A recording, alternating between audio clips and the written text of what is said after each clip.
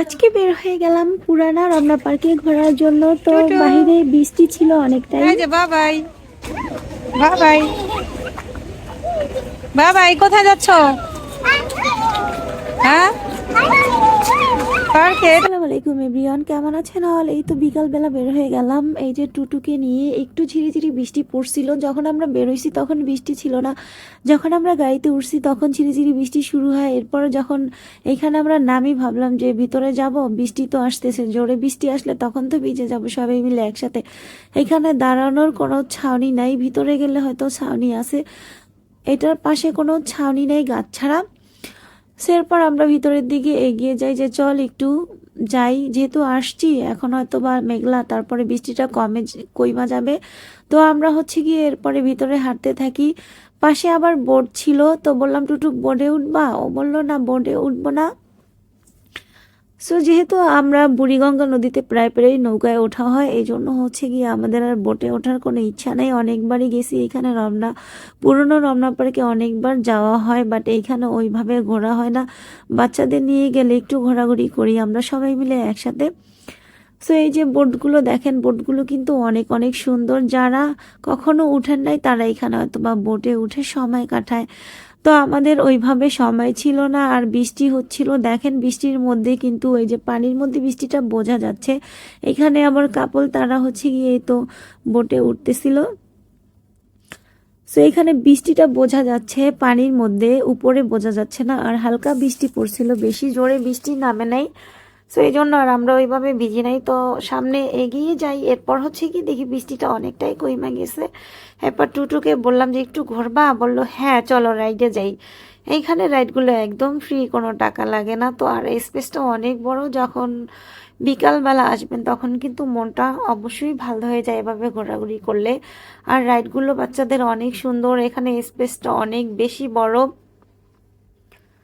আমরা সামনে এগিয়ে যাই, এরপর হচ্ছে গিয়ে যে রাইডগুলোতে ওদের চড়াইয়া এরপর বেশিক্ষণ থাকবো না, যদি আবার জোরে বৃষ্টি হয় তখন কিভাবে যাব, তখন তো একদম ভিজে যাব, যেহেতু আশেপাশে কোনো ছাউনি নেই গাছ ছাড়া। যাক আলহামদুলিল্লাহ, এরপর হচ্ছে গিয়ে আর বৃষ্টি আসে নাই। আমরা যখন ভিতরে ঢুকি ওদের নিয়ে রাইডের ওইখানে, এরপর দেখলাম যে বৃষ্টিটা কমে গেছে আলহামদুলিল্লাহ।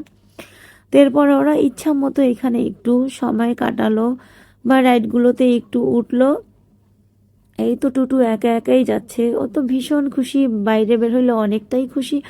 আর বোনের বেবিটা কিন্তু আমারই খুব পছন্দ করে, আমি যেখানেই যাই আমাদের ফ্যামিলির সাথেই যাওয়া হয়, বাট আমাদের ফ্যামিলি সবাই কাছাকাছি, এই জন্য সবার সাথে সবার বন্ডিংটা অনেক বেশি ভালো। এই তো দেখেন এই জায়গাটা কিন্তু অনেক সুন্দর, তাই না? আর রাইডগুলো কিন্তু এই তো টুটু হচ্ছে আর জিনাতের সাথে ব্যাঙের ছাতা উঠবে।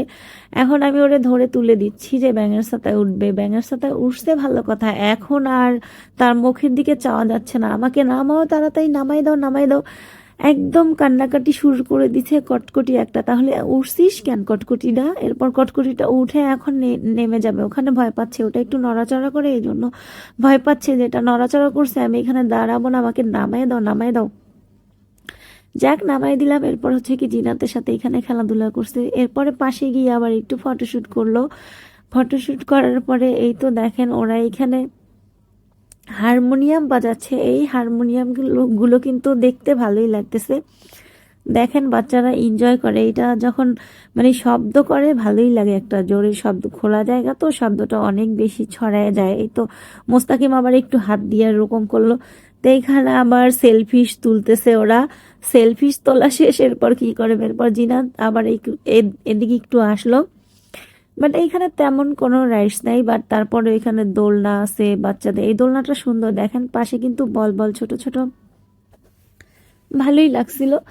তো বৃষ্টি যেহেতু আছে, এরপরে দেখেন নিজে নিজে একা একা হাঁটতেছে যে আমি একাই যাব। যখন আমরা একটু লুকোচুরি খেলি তখন আর না দেখলে কান্না শুরু করে দেয় যে কই গেল, এই দেখেন একাই যাবে সে, মানে হাত ছেড়ে দিছে, একাই যাবে সে, মানে তারে ধৈর্য না, সে একাই যাবে। যখন দেখে একটু দূরে গেছে তখন আবার জিনাতকে ডাকতেছে, আসো আমাকে ধরো, ওই যে জিনাত দূরে আছে। তো একে একে দৌড়িয়ে যাচ্ছে। বাচ্চারা কিন্তু অনেক বেশি বাচ্চাদের পেলে এনজয় করে, আর খোলা জায়গা পেলে তো ওদের কথাই থাকে না, যেহেতু শহরের বাচ্চারা একদম আটকানো জায়গায় সবাই থাকি, ফ্ল্যাটে, সারাক্ষণ ফার্মের মুরগির মতো বসে থাকতে হয়, পড়াশোনা করতে হয়, এছাড়া টিভি দেখতে হয়, এছাড়া আর কিছুই না।